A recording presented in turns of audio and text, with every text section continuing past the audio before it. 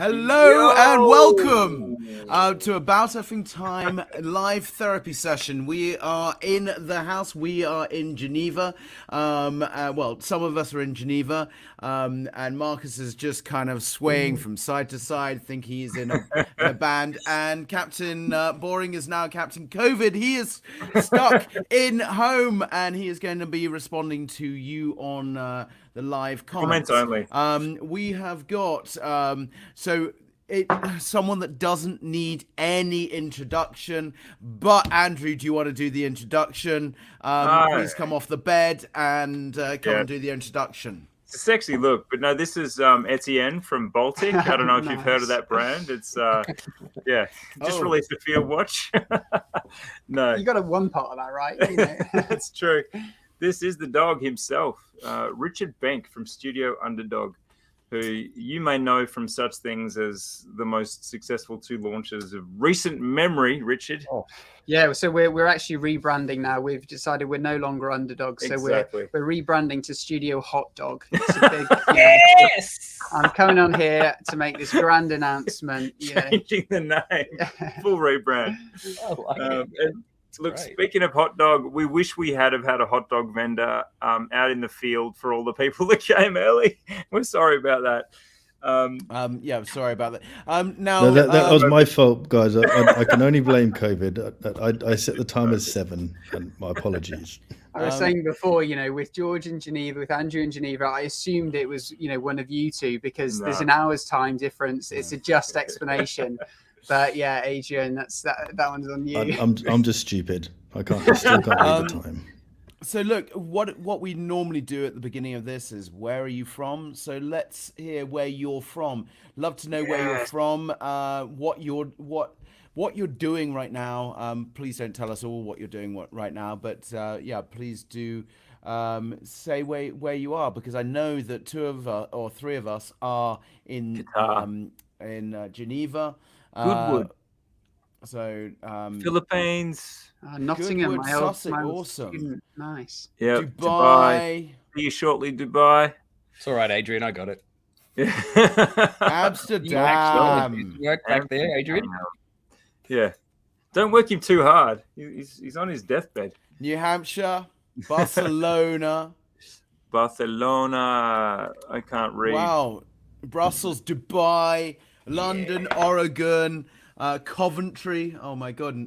You go to Coventry for what? Wales, Austin, Texas. You go and disappear in Coventry. Harrogate, Devon, Portugal. They're flying in. North Sea, Utah, Norway. Okay, let's just switch this now into something else, because this is Bahrain. Hello. He's the 3rd toilet along Victoria Station, in case anyone wants to make a friend this afternoon. Winnipeg, Canada, South Yorkshire, Derby. Mexicali, so there's a good British contingency in here. So great to see everyone here. Now let's jump over to what is on your wrist, and I think it needs to be going to Studio Hot Dog. Let's what's on your wrist to start off with? It's only app. So we're in Geneva for the GPHG in a couple of days, or tomorrow even. So I've got the piece that I've fortunately got nominated. So of course it had to be this one. So this is the classic watermelon. This is the perpetual edition. So it's got Eastern Arabic numerals. Okay. Perfect. So, now, what is on everyone else's wrist? I'd love to know what's on your wrist. Let's go do a quick run through. There is some Ed Whites that have been popping up, and we've got Nomos. Ed White, more than one. That is amazing. We've got a Nomos that's just awesome. Baltic, IWC Engineer 40. Tag Heuer Monaco, hello. Yeah, Monaco, nice. I just saw that someone bought a Breguet Type 20 based on that big showdown a few episodes ago. So that's radical. I hope you enjoy that. 50 fathoms Antarctic. It's great. So now, could I get Adrian to put into the comments what is on his wrist, please? Yeah. Because Adrian has got COVID, and so he doesn't want to see us, and we don't want to see him. So no. Oh no! So hello. So rude. What a got, surprise. You sexy man. Yeah. a beautiful Studio Explorer 2. Underdog mint chocolate chip, great watch. Yachtmaster, So, Tudor, GMT. Adrian wears Rolex. He did promise on the altar to do it in sickness and in health. So You don't do go. Good one. Anniversary. I mean, it's some really kick-ass watches. Heuer Monza, absolutely amazing. What a great watch. Rado, Captain Cook, Nice. freaking 37. cool. Fear Yeah, Christopher that's a ripper. Ward, that jumping out, absolutely amazing. I've got one of those and I love it beyond belief. What a great watch. I can go. I have this go? little number. Oh, you got it back. Yes. This is the Big Bang Unico 42 in white ceramic. What about you, Marcus? Look at this. Martin Bolden is saying that you, Andrew, opened his eyes to Breguet, and he's just collected his Type 20. I just read Wow. that. I cannot believe that. That's some bold moves, man. You know what? I have been being sent this week, and I'm going to throw my team under the bus. And they should have been working. No, they have been working. They've been working really hard because we just launched a teaser today that has tapped our whole team out. They're all needing mental help now. But I've been being sent a lot of Breguet chronographs, all at different prices, all really well priced. This one in particular is $7,009. Do this again. Adrian, you need to come to the rescue so we can. Yeah, there you go. Now we've got there we go. So this little number, and I have to. This is for the Aussies. This is a Breguet Type 20 Aero Naval model in Australia right now for 7,990 Australian dollars, which is, in all honesty, that is 4,000 pounds. Wow. So that's we have truly. That really is true bang. Is it not, George? Holy moly! So really good, man. Yeah, I'm happy to hear that, Martin, and I think that the party can keep going for anyone that's picking up Breguet watches right now. Dude, totally. Definitely. Okay. All right. So on my wrist. Only right. Nice. And the sensor will trace it. Will track it. Now, Marcus, are you bold and ballsy enough to tell Richard what you really think about the original strap, or have you already done so? I saw his recent video, but I think I can get that. We've actually made a sort of a running change to it, so it's slightly thicker. Oh, really? So I might say, buy one now. It's thicker. Yeah. Oh, what do you think of that strap? Do you like that strap with a little? I think it pairs. Yeah, I always like. A lot of people, when they get wearing the Studio Underdog, they like to swap the strap out for something super loud. But I actually kind of like the more subdued, more traditional type straps. Just makes the dial that much louder. So I'm all for it. And I think as well, because of the watch has quite a bit of heft, thickness wise. That side profile of the strap, that thickness works. I'll send you one of the new straps as well, so you can see the color. But I think with the thickness, it'll be more to your liking. Well, look. On that note, not to jump too deeply into it, but this is like a little incubator for Studio Underdog changes, isn't it? Because someone else in this team had a suggestion for you, didn't they? Yeah, right from Jesus, the we're not get-go. backward in coming forward, are we? I know this is research for me. This is all part of the process.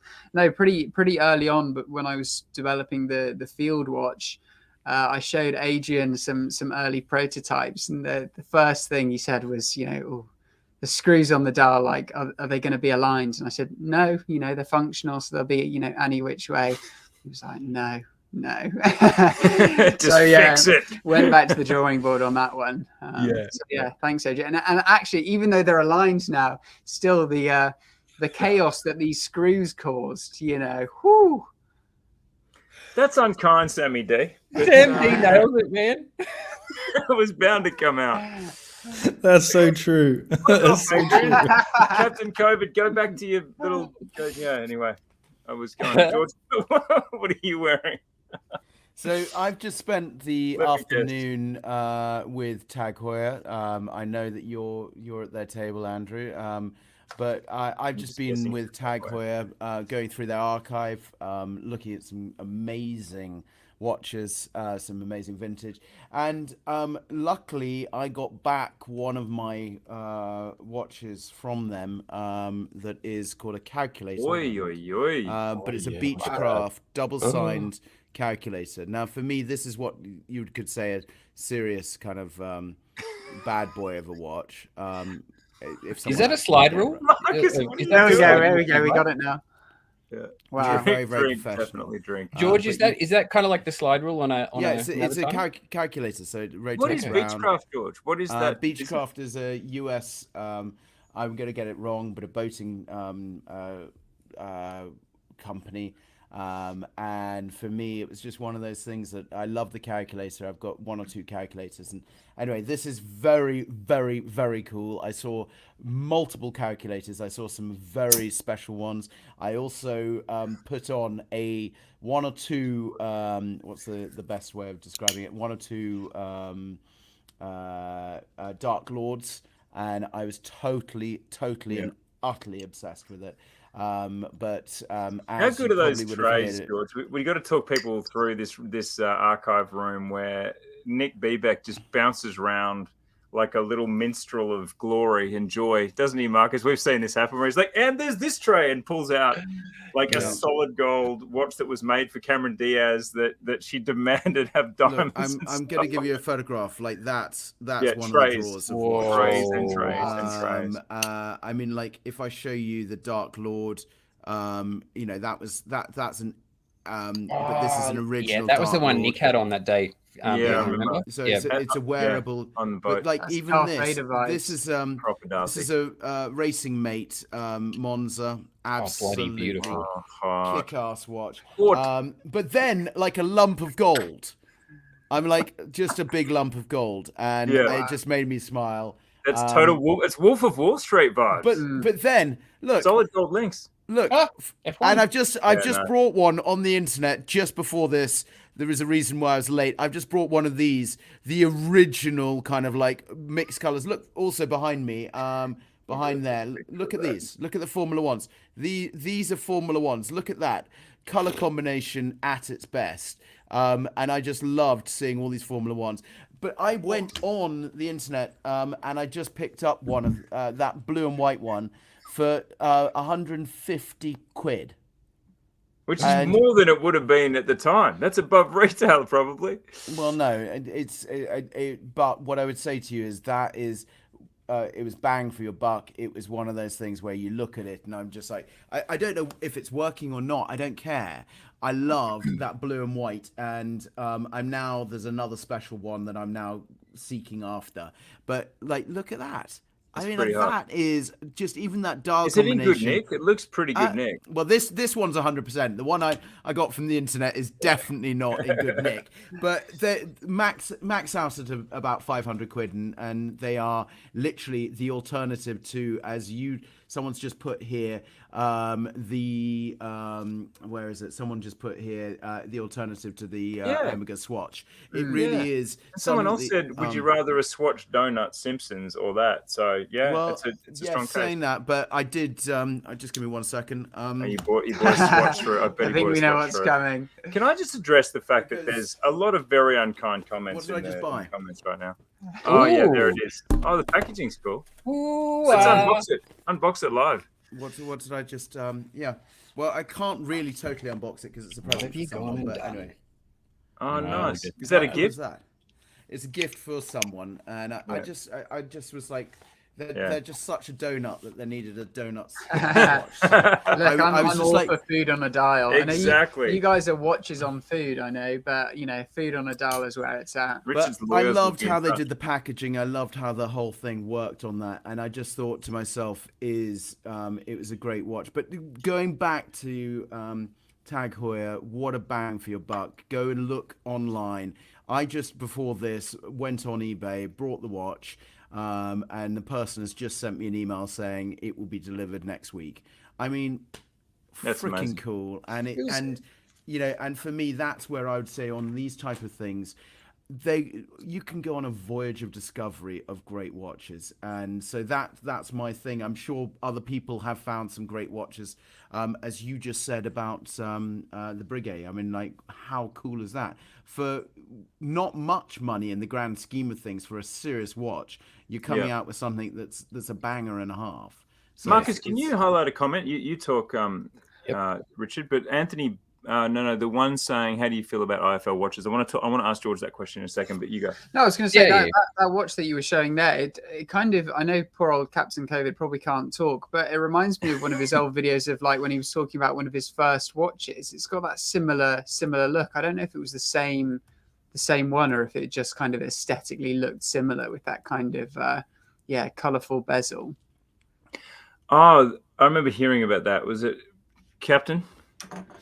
Yeah, it was a nothing watch. It was, what was Wolf it? Chronograph or something? Was it Wolf? What was the name of it? No, my first ever watch. Are you talking about the Tag Heuer? That kind of like Blockbuster. That was it. Blockbuster were doing like a giveaway, and it was just this really crappy. It was yellow and black. Nowhere near as nice as a Tag, but it was like this plasticky thing. Super cool. Well, but I was just about to say, George, I wanted to ask you the question. Someone's asked about IFL watches, and I suppose they've moved into doing watch modification. They're doing those. No. I would agree, but it was on the back of Dial Artist, and I think Dial Artist is they partnered with Dial Artist, and I think if you look at it now, I don't think they're still partnered with Dial Artist. He is the person that really is the artist. He's someone that I'm very happy that I'm going to be working hopefully again with, because he is an amazing person to work with and does some amazing stuff. So I would say to you is yes, but let's go to the next stage and go to the person that actually made that side cool. He is an artist, like Second. Someone's just said about the Timex Second genius project, and I literally, as you probably seen on my social, I've posted every single one of those watches because did you buy them all? Hello. Yes. I've got every episode. Out the park recently with even the 50 Phantoms he did with Spinnaker as well. He's done some super cool stuff recently. And you think about dropping the mic on those. I've got a project with him happening on the 13th of November. I can't wait for that to come out. For was it National or World either Appreciation or Happiness Day? I can't remember what the 13th of November is, but we've got something coming out there that is a perfect watch for that day. So that's what I would kind of say on that side. He is an amazing individual, and just great to work with.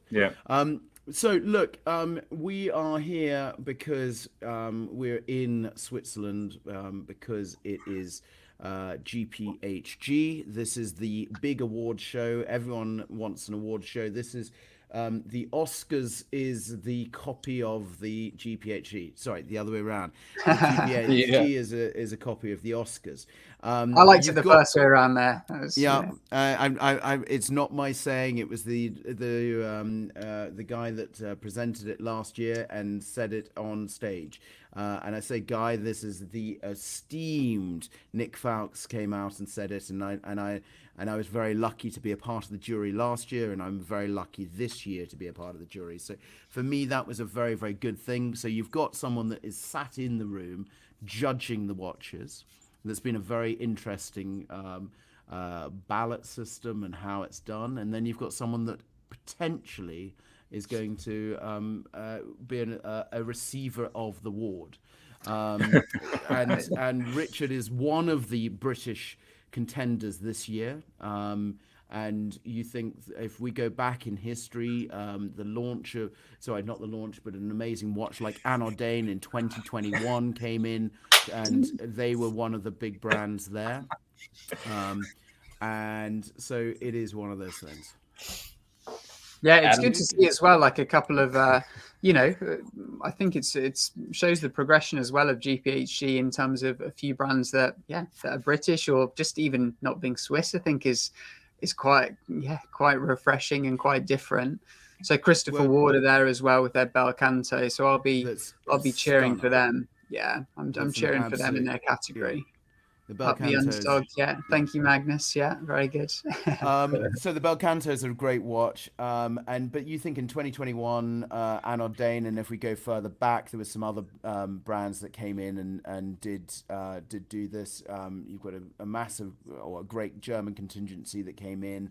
And there's certain brands. I mean, what was amazing is to see the winners engraved around the major award, and Max Buser last year won it, and the watches we saw are absolutely amazing. There was some amazing knockout watches. I went to, they're all on display here yesterday, today, and I'm sure tomorrow as well. And even the display is incredible. I'm sure, as obviously you're a member of the jury, so you're getting hands-on, but you can as close get to hands-on with these watches. You know, it's walk-in. It was at one of the galleries, free entry, and there's no glass. You know, you feel like you can pick them up and almost wear them. The security system on the that's built into the design must be incredible. So the room where they're displayed is where we were doing the judging, in to the left of that room, and it's been absolutely amazing to sit there. The watches get delivered to your table. You go and debate the watch in a wonderful way, and then I'd love to be a fly on the wall. They should do some, once everything's all said and done, they should do some, behind the scenes content of that, because I saw some photos on Instagram and it's just so cool to see. Well, read the article done by Robin Swithenbank. Was probably the best one from last year. Him and I were on the panel last year together, and it was a very, very good way of seeing what happens, because he got a massive insight and wrote it in an amazing way. So do read that. It's one of those amazing articles. Look up Robin Swithenbank and just it's amazing to be there. How many judges are there? I always forget. I think it's about 45, but probably less. It's a room where each table, no, it's less because we're all on one big table. I don't know, 25. I've got to figure out how many. I'll give me a second. I'll just count it. I can answer this one while you talk, George. How does it work? It's a good question, because Adrian and I are involved in this at a different part of the process. So firstly, there's a call for nominations, and there's just a blank slate. You can basically nominate the watches in each category that you think deserve to be there. And then the second round is a voting round where there's 6. I believe there may be more in the first round, but you basically have to go from least from strongest vote to least strong vote in a numerical sense. So voting, say for example, 1 to 12, and then the last round of voting before it gets to the jury there is only 6. The 6 that are officially nominated and will be shown on the night in each category. And then again, Adrian and I, as Academy members, will then rate from strongest vote of full 6 votes all the way down to 1 vote for the 6th most liked. And then from those nominations, I believe that the jury will. Is that it, George? Have we decided from popular vote, or do you then vote on the? Do you have any part in? So the final 6, I'll kind of run through. Firstly, there's 30 of us on the panel, so I thought it was 45, so it's 30 of us on the panel. I got down before the final 6, so my last year my watch got down before the final 6.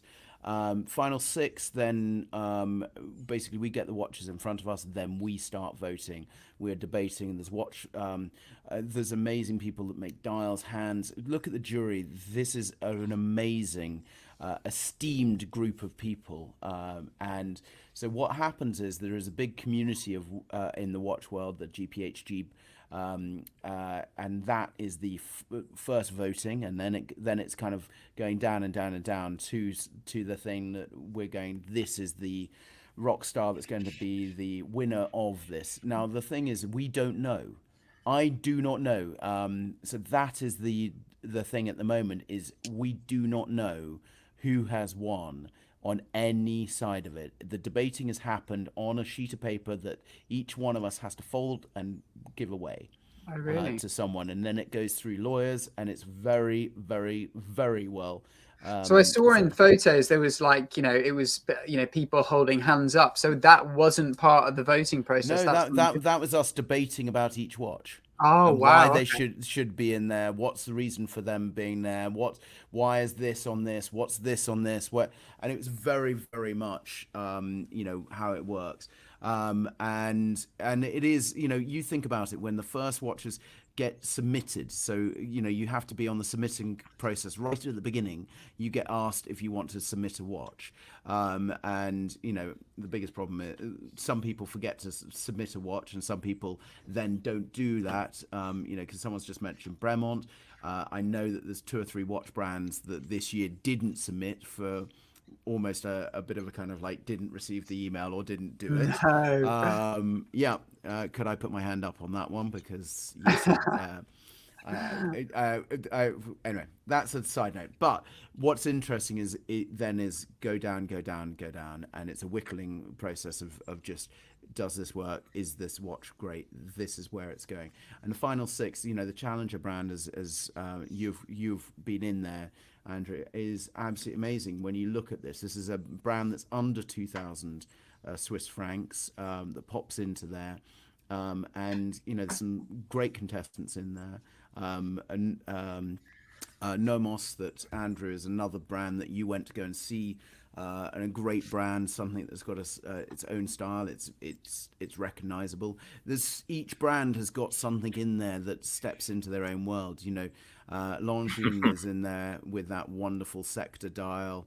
Chrono Tokyo's in the challenge there. I think they're a real contender. They're they do some amazing things. So George, can we then, that's our side, I suppose, the academy through to the jury and then through to the result. But Richard, tell us your side. Yeah, so I guess the flip side is, so like you said, I think when you guys meet, you have the option to put forward watches or suggest brands, participate. So I was fortunate in that I got an invite to put a watch forward. Which I did, and the watch that I was, suggested to put forward was this one. What's different about the Dubai edition? So the Dubai, it's super subtle. So when I was working with Perpetual on a project, so Perpetual are a retailer out in Dubai, and I wanted to do something for their market and for their clients and things. And I really like the idea of like less is more. We had the option to make something totally new, either a new color palette, but I kind of like the idea that, it's that super subtlety. If you don't know, you don't know. It's much like some of the most popular or sought after Rolexes. On the dial will be a tiny little underline, a millimeter worth underline, and suddenly it tells its own story. It tells you when it was made or whatever. So I kind of liked that less is more approach. So we simply just changed the numerals from Arabic to Eastern Arabic. So literally, it's almost impossible to see, especially at a glance. But when then it's something slightly different.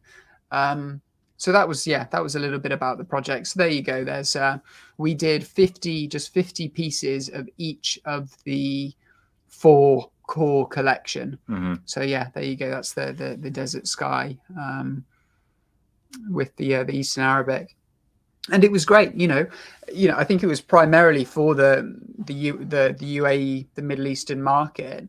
But I had people coming up to me when I went to Chicago, and there was a dude. He'd managed to get one. But I think most of them went to Dubai, and I think quite a few of them were bought by some pretty important people in the Middle East, which was cool to hear.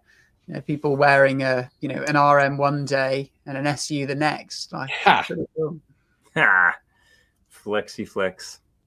No, but it's but I mean, process, that shows. Tell us, so what happened? How did you? Sorry, I went off on a tangent there. Sorry. So in terms of the process, so I then put that watch forwards for selection, and any brand can put their watch forward towards any category. So the category that, of course, I went to was, as George said, the challenge, which the requirement there is under 2,000 Swiss francs. And there's been some insane winners. I think last year it might have been, they've reduced the cost of last year I think it was below 3,500 Swiss francs. So I think the Mad 1 won it. Whereas this year, fortunately, obviously the Mad 1 can't compete, because I think that would be a surefire winner again. So I put those forward, and then I'd imagine the power was in your hands. You guys then had to choose which watches were going to get selected to be in the top 6 of each of those categories. And that's when when you get nominated, and I feel absolutely incredibly fortunate to have just been nominated. I have no confidence in taking home a little golden hand as much as I'd like to, but just to be nominated, to be in that room is an honor enough. So that's a bit about the process. Sorry, I corrected myself. Raymond Wild is the other watch in there that was the sector dial as well. That was an interesting watch. That is, Mad One was. I mean, when I first got hands-on with that at the jury, was something that blew me sideways. And that's the great thing, is there's certain watches, certain things where you look at and you go, oh my god, the dial configuration, the movement, you look at I don't know, there's certain brands that you just go, oh, I didn't know about this, or oh, I didn't see that. And that's the great thing, is when you get hands-on. I mean, we are a kid in a candy store, and especially for me, where I'm like really, and not being a cynic in any way, just kind of just going into it and going, wow. But that's the great thing, in terms of being on the jury. 1 minute you're literally handling a sort of, I think one of the APs in a category was 1.7 million. The Universal, which is up for the. You're holding a 1.7 million euro Swiss franc watch 1 minute, and then the next minute, you're holding a new micro brand, and and everyone's just as passionate, and that's what's incredible about this industry, is you can have people can have that joy. You can get people can get as much, well, not as much, but you can go from one to the other. And not hold any stigma or whatever.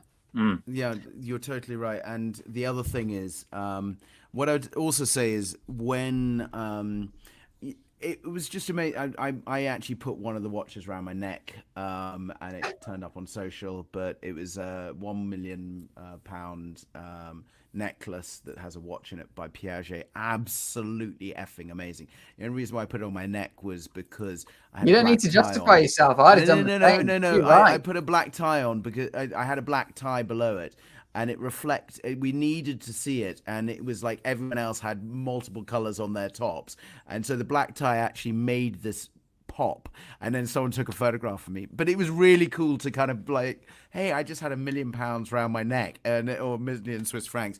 Very, very. Honestly, it has been an absolute treat to be about it. To trying and seeing. The Bel Canto, for me, I hadn't got hands on, and I got hands on, and for the price it is, for what it is, for Britain, for everything on this. I know it's not the first to market, as I got corrected 2 or 3 people at that price, but it is one of the most surprising watches for me of the event, because I saw it and I was just like, wow, what he does, how he does it is absolutely effing amazing. Yeah.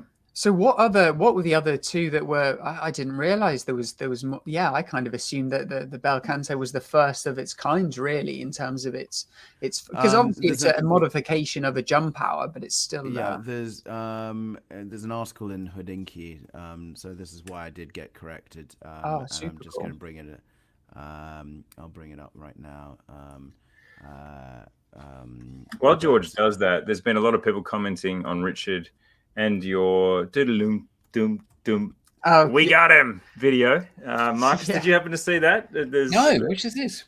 It'd be a good one to go once you've spoken this through, George. But there's a post. I think it's the most liked Studio Underdog post ever. Yeah, it's. I think it's on its way to overtaking the recent kind of field launch, which was I was obviously building up a huge amount of momentum and trying to get as much visibility on that. And then suddenly I've done the equivalent of a bit of a meme post and it's kind of going a little bit crazy. I think Instagram has decided that this is good content based on, you know, high engagement, people commenting and things.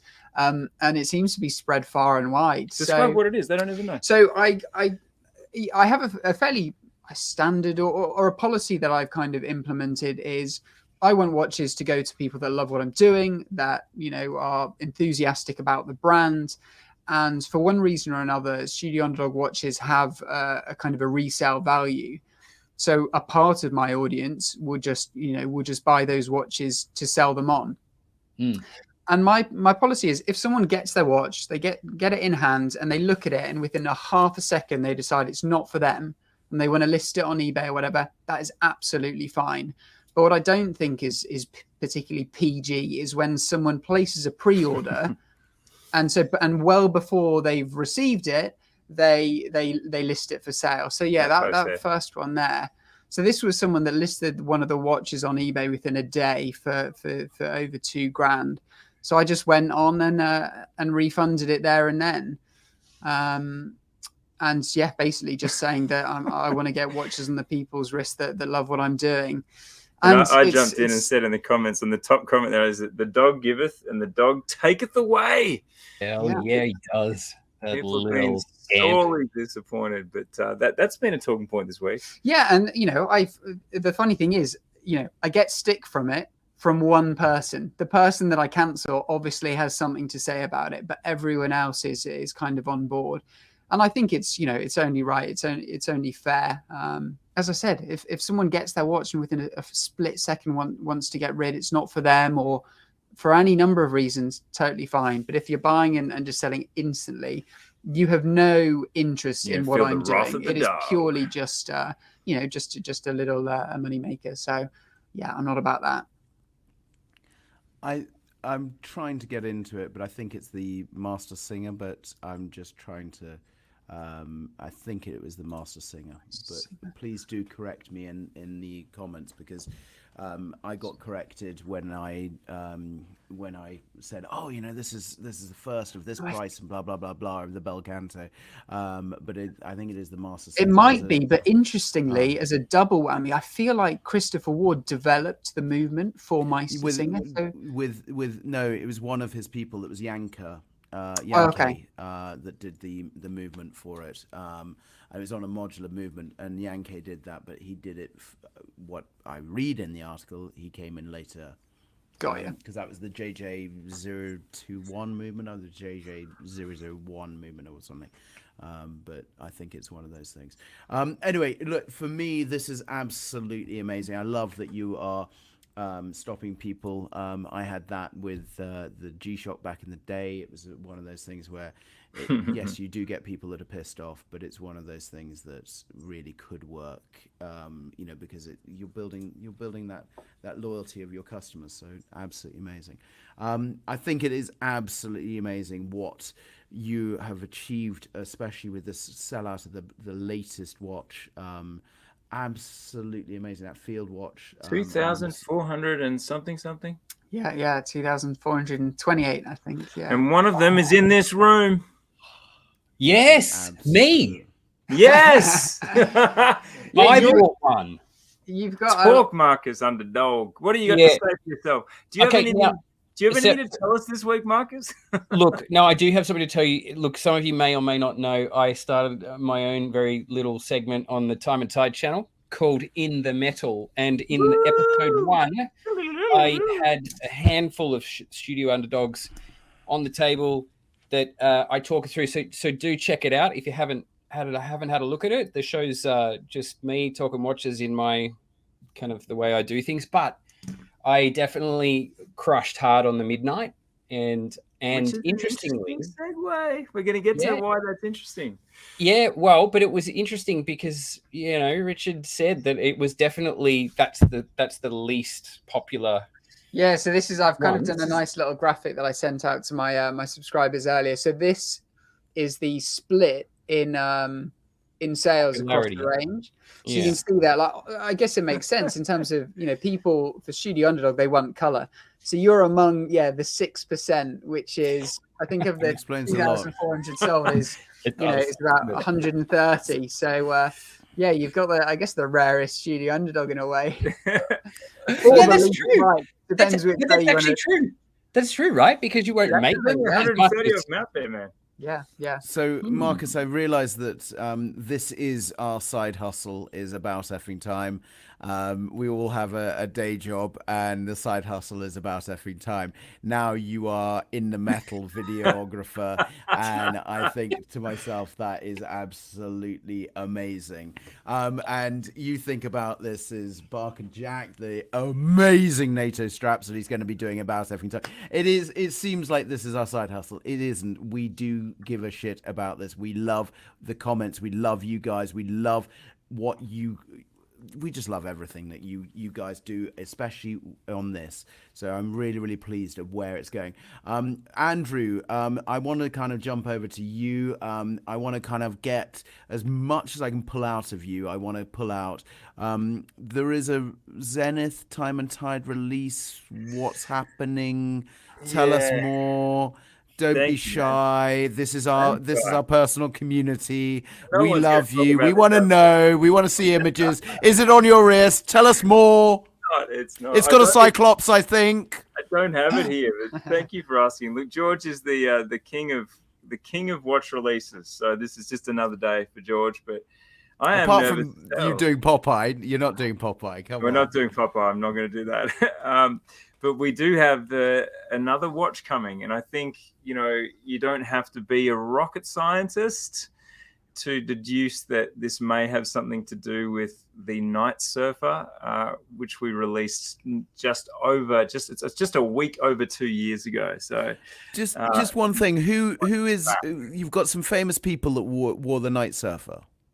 Yes, so we do have a couple of celebs that shall remain nameless, but we have one Greek person, the Greek Prime Minister, Kyriakos is a proud daily wearer of the watch. And I have a contact for Kyriakos, Mr. Mitsotakis, and I will be allowing him the opportunity to see this watch before the rest of the world because he's a prime minister. Yes, it is. Lucky guy. But Andrew, we all want to see it. I'm like, what the fuck? Yeah, Andrew. I would love to. I'm like, Jesus Christ, come on. This is a very private community. Guys, it's so guys, just kind of come on, push on him now, please. What are we going to give our right kidney? What are we going to do? I saw some of the comments about, hey, I'm going to sell my kidney for this. I'm like, on the phone. Get the Prime Minister. Come on. No, come on, Andrew. I would love to share. Escape 24. If you honestly, DM love me on watching what you do. Instagram, I might just accidentally slip something to you that's not. Come on, mate. Oh, dude, come I'm really on. getting ganged up on now. Look at this, George. What have you done? You're really. I'm a prime minister. Believe me, I love that. Come on, bro. I like that Midnight Cowboy. See, now you're feeling what the pressure is like. Pre-launch, people want to see, people are excited. Yeah, I feel like Richard Bank now. That clown from Studio Underdog that just keeps selling out. Honestly, I'll tell you. I don't believe you, Kevin. I believe you, Kevin. Richard, you probably Richard, actually, you probably realize I can tell you one. I'll give you one clue. Prime is a clue.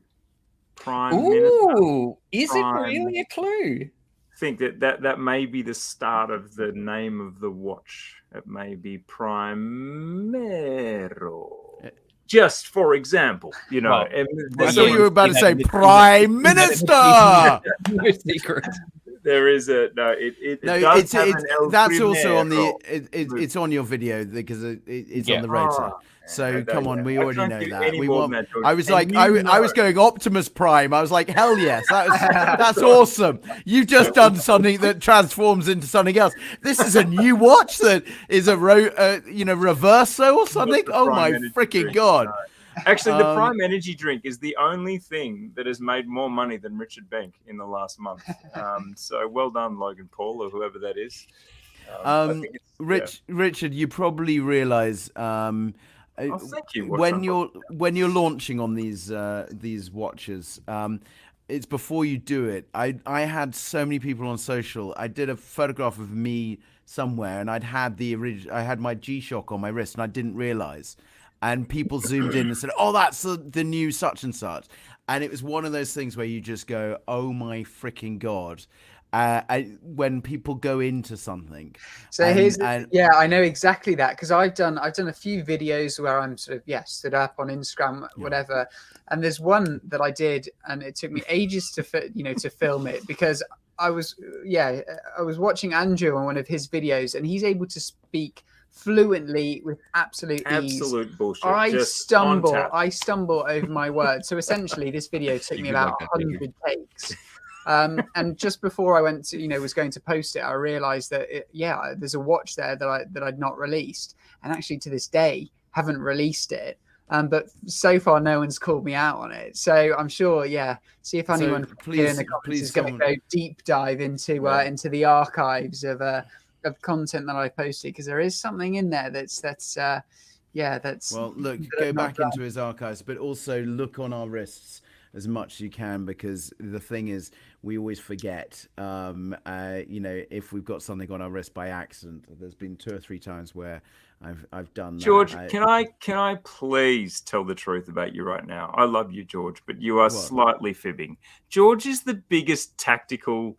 Oh, I accidentally, on purpose, totally revealed this watch. Oh my goodness, put it away. But here it is again. Oh my goodness, what did I do? In case you missed it, when we shoot a season, Marcus is smiling because he knows, when we shoot a season, George will tactically remember the launch dates of his watches and just suddenly be like, oh, and there's this for this episode. We're like, what the fuck is that? He's too right. He's excited about it. No, there was 2 or 3 launches that we've, except one's just slid. But anyway, it doesn't matter. But it is. Look, the thing is, well, firstly for our episodes, there was I'm going to put it over to you guys. There is a secret thing about the episodes, about me and the watch. And if you get this right, sorry, fuck off. It's me and the watch. I didn't give it away. Okay, you didn't give it away, but try and figure out. And if you can figure it out by the end of the season, I will give something away. I'll give a whole little kind of like BWD selection of stuff away, because I'd love to. And you would also get a Bamford Snoopy, because I'd love to give gold Snoopy. No, not the gold Snoopy, because that's gone. But it is one of those, and that was only to friends and family not friends and family, but that was only to our it was our 20th anniversary one. Jack. But George, can I sort of unpleasantly, can I make Richard Bank uncomfortable now, just because he's been a guest? It's all been so lovely. It's been great. Because there is a bed in the background, Andrew. So he invited me to his room and then a podcast. So I was like, what? I think where's the captain when you need him? Apparently, we're Bradley Cooper and Mark Zuckerberg. Who wouldn't want to see what happens with them on a bed? No, I want to, which is very flattering, by the way. Thank you. I think you need your eyes checked. But I just want to say, George, what was the theme of this last episode? It was rating collection. So I had this idea on the fly to make Richard Bank sweat. But we're going to rate your collection. Rate my collection. Okay. Let's do it, because this was the theme of the episode. A lot of you sent in responses. I have been bombed with people saying, please rate mine, please rate mine, please rate mine. George, you must have had plenty as well. I don't know whether I've had a few. And I know Adrian's got plenty. So obviously this idea has taken. People want this masochistic urge to be rated and reviewed. What is this Dr. Bob thing? But no, it's good. Adrian's actually doing some work, so that's good. You have a picture. I haven't given Richard any heads up, but we should give you a quick little rating review, because what watches does Studio Underdog own in their private? That's a good question. I'll find. I want to add a bit of spice to the end here, because this is the Rate My Collection follow-up. Fine. Okay, here we go. I think I quite like my collection. It's quite varied. Should I try and find photos, or I guess people will know? People will know. People know. Okay, so in the last year, I've lent more into brands that I guess I kind of rub shoulders a bit more with. So when I go to wind-up fairs in New York, I get to see all these incredible brands that participate. So I've started in the last year kind of wanting to support them a little bit more as well. You know, we're all, I mean, in theory, we're competing, but it doesn't feel like that. It kind of feels like it's a bit of a team spirit. So in the last year, I've picked up a Serica, which I think was one of the ones on, you know, when you did your collection, one of your customers had one of those. So there was one Serica, yeah. They don't put their logo on the dial, but they're kind of like Bauhaus design, but it's so unique. It's so sort of, Adrian, can you try and pull up the images of what he's got just while he's talking? Captain COVID may be dead by now. Don't assume that he's still alive. I can do that whilst I talk as well, just on my phone. He's been very, very quiet. He was meant to be commenting. He's probably not even there. Yeah. So they've got Serica watches. He's actually watching Netflix. Yeah, exactly. They've got such a strong DNA for, you know, to have a brand where you don't put the logo on the dial. You know, you have to have a really strong identity. Yeah, and I think that, you know, the mesh integration that they have with the case is super interesting as well. So that's the first. Another one that I picked up was a Fears watch, of course, trusty. So here we go. Yeah, so this is, I think, Serica have recently introduced a field watch, and you can see instantly, again, without the name on the dial. See, I don't think there should be you shilling other people's watches. I think we should see. Otherwise, we're just going to have to rip this apart. Right, okay, fine, see what watches you actually buy. Stop shilling at other people's shit, and let's see what you actually buy. And first, can we start? No. Hey, Adrian, can you just first say? Adrian's released 2 videos. What's going on? No. Let's talk about your breadth. How big is your collection? Because Adrian loves like 6 watches as a collection. That's too much for Adrian. George likes 600. Yeah. Andrew's at 18 or something. I'd say I've got I'd say around 10. Okay. Let's rip through them then. Let's get them out there. And then so we'll go for that one. So I won't say anything. You'll just have to talk about them. So I've got the Fears Mallard Green. That's the Green Dial Fears. I've got a vintage Gerard Perregaux that I bought on eBay for pennies. It was in non-working condition, but I could see from the photos that the second hand was moving. So I figured, even though they said it was non-running, I figured it was salvageable. So I sent it to my watchmaker, and now that's up and running. George has now got a semi. Excellent. Yeah, so that's another one. I've got a couple. I've got a Brew, a Mecha Quartz. They're metric. What else? I've got a Rolex, the Palm Dial, the green Palm Dial, date just. I've got a Bel Canto, the green one that came out just after the blue. I missed the blue one, which means I've actually got a few green dial watches. I'm starting a mini green dial collection with the Fears, the Bel Canto, the Rolex. What else have I got? I've got a Mr. Jones watch that I haven't seen in about 18 months, so I'm not actually sure if I do have a Mr. Jones watch anymore. I've put that somewhere and I have no idea where. Really? Oh. Tudor Black Bay 58. That was one of my first watches, and that's one I had stolen, but then I managed to re-find it. What is it with Tudor getting stolen, dudes? What is going on? So I got that one back, but it's got some battle scars now, and it tells a story. What else? Yeah, how's that? That's that's 1, 2, 3, 4, 5, 6, 7. So I've got an AW10, which is a Braun watch that was designed in 1989. I used to work designing watches for Braun, and that was one that I thought was super interesting. So yeah, that's you've done well. Adrian, I love it when Adrian works. It's good. He's working up. I thought I was whizzing through these, but you pulled them up super quick. So I've got that. I've got it on the oyster bracelet, and I've got the fluted bezel. Someone's asked no chronographs. Yeah, no. Oh, look at that! The brew is great. Yeah, I've got a brew chrono, but of course I wear my own chronos. You know. Yeah, exactly. Yeah. Has anyone seen Bill and Ted's Excellent Adventure? Hell yeah! What do you remember Death, the guy that had the cowl? Yeah. It's fucking Adrian. He Melvined me. He's just a super grumpy dude that just pops up and gives you the finger. Very on time there. That was, Okay, so let's rate it, boys. Let's get out of business. George, you start. You're at the top of the table there. I'm at the top of the table. I think to myself, I think it's an eclectic group. I think that you've got different shapes. When I look at it, I think I think, strangely, apart from the brew, most of them are very monochromatic, and I think the brew is the only one that kind of seems very you. The others seem like it's kind of like a Me Too scenario. I think if I looked at it, I would jump into more of the brew colorways because that's you. That's where I just look at it. I'm looking at the watches. The surprise was, the Tudor, the Rolex, those for me feel very, I don't know, they feel very like, hey, I've done it, I've done this, I'm going to buy this. Where these do feel like you're rubbing shoulders. The Fears actually strangely does feel a lot more like you two have actually hung out and had a bit of time and had a look at getting together. I think my question is the Tudor and the Rolex. I look at those and I'm thinking, they're not as much where I would see you, and I wouldn't walk across and ask you a question about those two watches. I'd ask about the other ones. Yeah, like that's people so ask true. about your watches. So the funny things are as well, what I'd say is, first, when Rolex released that the Palm dial, it was kind of the most playful dial in their collection, at least within what I could afford.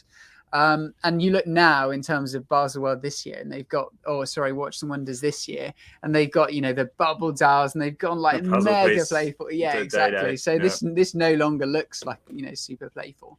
But that was kind of the thought process, and in terms of the my customer base that owns Studio Underdogs, a lot of the time is because they look at their watch box, and maybe it's kind of happened to me without realizing. You look at your watch box and it's it's monochromatic, and you kind of go, what, I want something fun, and you go to the extreme. And so maybe, who knows, maybe that's a part of my process that's happened naturally. But now that you've said that, you're right. Considering what I do in terms of color and vibrancy, you're probably quite right. These are quite tonal. It's called Embrace the Suck. But I would also say is what's interesting about this, Andrew, that's different is that most people don't talk back when we're rating their collection. So for this me, is true. This is taking a bit longer. It's a bit harder. I'm really going to say is you need to shut up and listen to these things because we never have anyone coming back to us. Exactly. And so for me, when I'm looking at this, I'm feeling is that a 7? Is that an 8? Is 7? That around yeah, I'd say probably 7. I like what the brew's done. I think that for me that kind of works there. The Bel Canto I think is a freaking cool watch, and I think with your green combination that's not up on this, I think that's kind of 7.5. I would probably say. And I think it's a good place to be. Okay, Marcus, do you want to jump in on this one, given that you're in the room and not filming us? Yeah. I'm really. What would you add? What would you take away? I'm very curious about this brew. I've not even heard of these before. So I'm actually on their website right now, and I'm like, I wonder how many people. So this one, I believe, because it's so affordable. I wonder how many people are buying it right now, now. Well, you think about that price. You think about the brew relates to the dial. I mean, freaking cool. This is impulse buy territory. This is really, really good. I actually think these are really fun for the money. Wow, that's great. And they're based on like coffee design. So I think if you look on the one that I've got at between the 5 and 7 on the I call it the chapter ring. On the chapter ring, you've got that little yellow area. So at some point between there is where the perfect this perfect is for coffee you, Marcus. brew. This literally would help you make a good espresso. That's true. Remember, that's what this is about. Brew relates to coffee, like the name. Is that you're just mucking around, or is that really? No, 100%, dude. If you zoom into the 3 o'clock, it's got a little. That's the story behind it. Is I can't remember the chap's name. He's an absolutely lovely guy. Jonathan, Yeah, Jonathan. He's an awesome dude. But yeah, his big passion is coffee, and there's a little coffee bean logo on the thing. But yeah, this is the sweet spot for espresso. Is you want to, provided you've got the right pressure to get a good extraction. Albert wears a gold brew. Fucking cool. Oh really? Yeah, Who does? yeah. Someone's just Teasing Elbow. Yeah, I Yeah. love that. I'm like gangster cool. I'm like Yes, literally so this right. brand is now Come stratosphere on, for man. me. This is really I good. need a brew in I'd my love life. to know how many my are God. pinging away in the cart right now. Because Look at this, and their metric PVD. It's called a metric PVD black. It's like it's a freaking Monza. Yeah, like, Monza case. yeah, that one there. Boom. Yeah. There you go.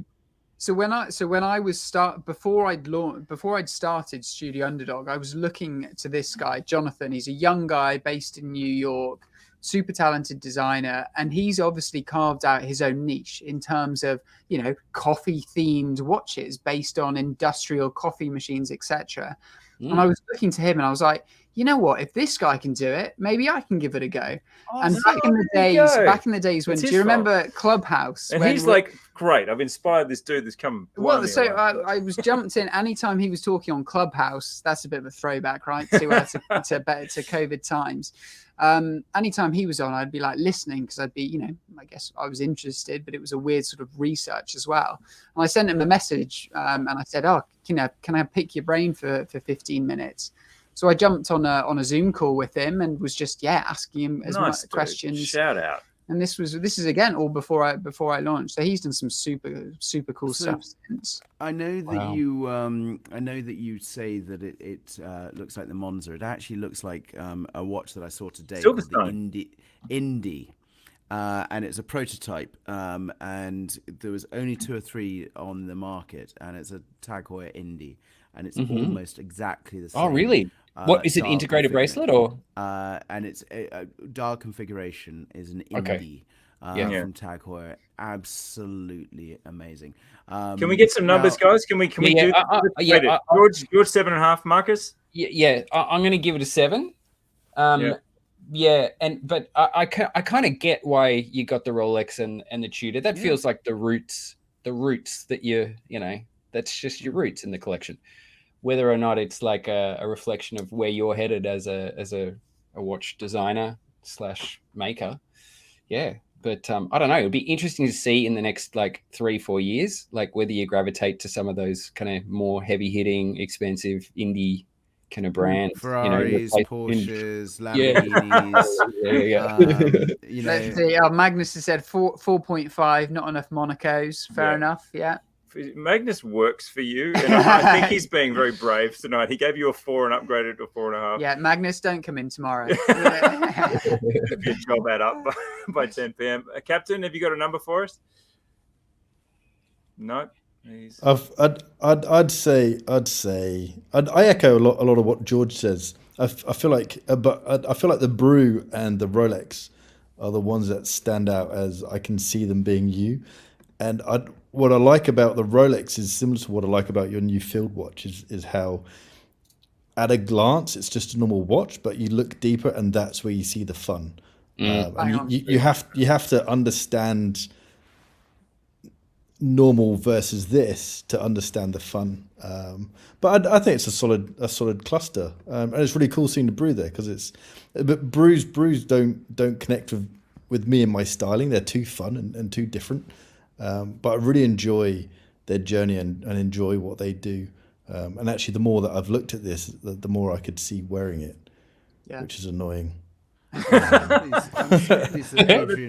truth serum of COVID.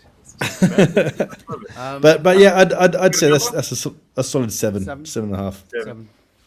Yeah, I'm gonna give it a 7.5 because I just feel that my criticism, Richard, and I'm sitting right next to you, which makes this weird, but it's just so clinical. You know, he's so clean cut. This guy, look at this. There's just nothing's out of shape.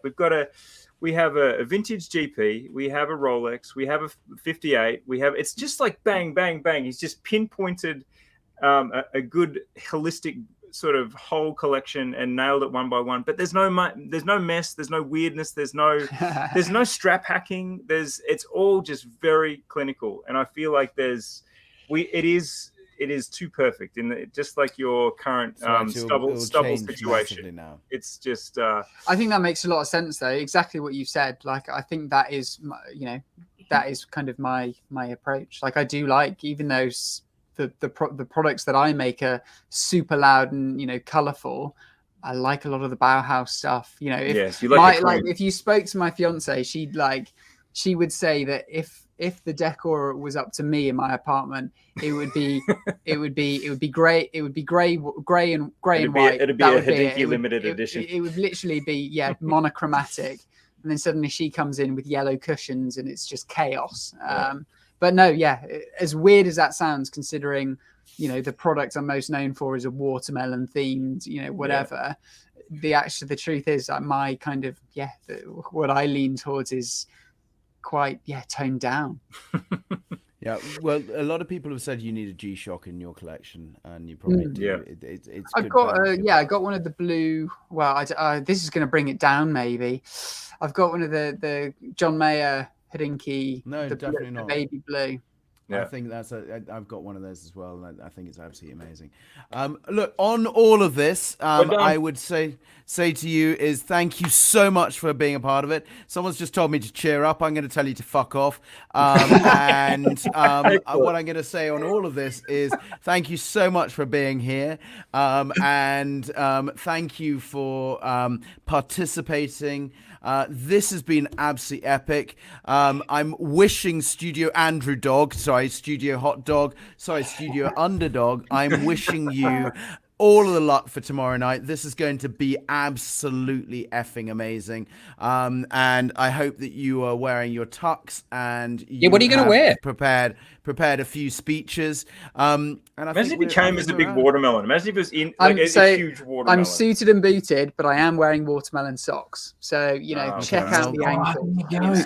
George, you're going to rock something, right? You'll rock something crazy. I'm sure you're going to, right? No, I'm because I'm presenting an award, so I've got to be. It's not about me; it's about me presenting the award. So that's what I'm going to be doing. It's the standard purple velvet, Marcus. No. I'm going in my birthday suit. It's the perfect one.